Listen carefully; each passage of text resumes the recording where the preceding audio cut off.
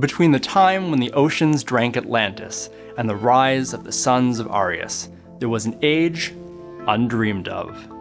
And unto this, a warrior destined to seek revenge against the mighty tyrant who slaughtered his people. But this isn't the Hyborian Age, it's Italy, 1982.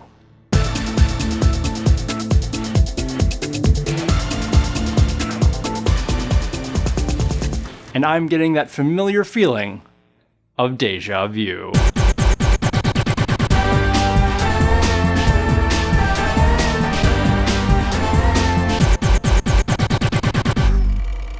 The terrific success of John Milius's 1982 Conan the Barbarian led to a flood of sword and sorcery flicks in the 80s. Many of these were cash-ins aimed at the insatiable home video rental market, and several of them were Italian. But perhaps the most blatant was Ator the Fighting Eagle. Ator the Fighting Eagle, or Ator l'Invincibile as it was released in its native country, tells the story of the titular hero Ator, prophesied to overthrow the all-powerful Spider King. When his parents are killed, his village decimated, and his new bride abducted by the Spider King's soldiers, he vows revenge. Over the course of the film, Ator teams up with a fiery blonde thief, just like Conan, is seduced by an evil witch, just like Conan, and must save a young woman from an evil cult leader, just like Conan.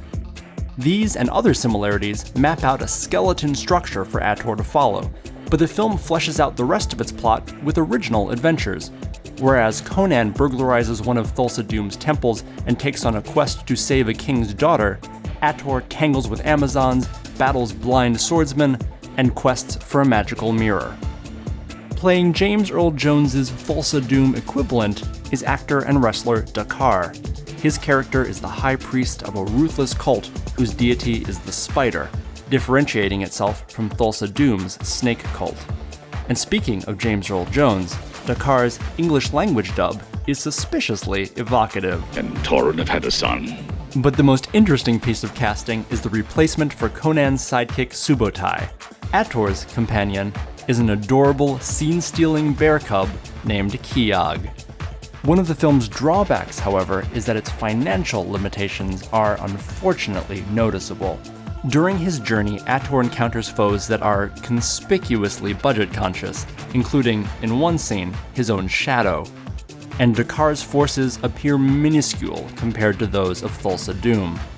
Ator is also 40 minutes shorter than Conan, and therefore has little time for the deliberate character development seen in the first half hour of Milius's film.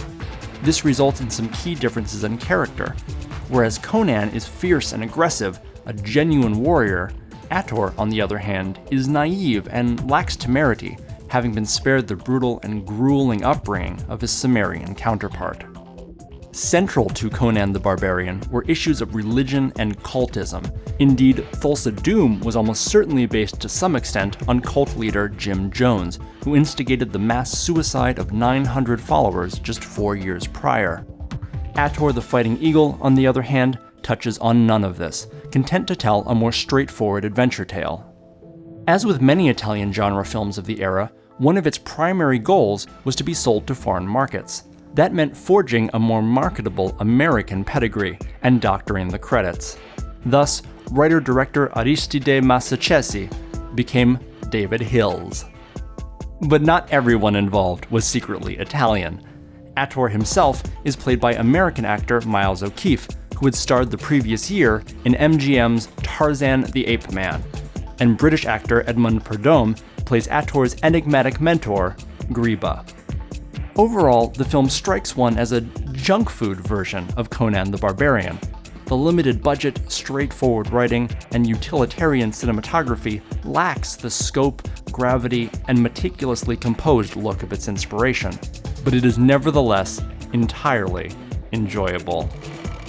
Ator the Fighting Eagle was successful enough that it spawned 3 sequels of its own: The Blade Master, Iron Warrior, and Quest for the Mighty Sword.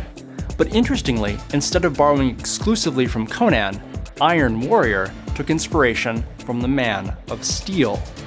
And this story shall also be told. Or maybe not. Thanks so much for watching, and I'll see you next time.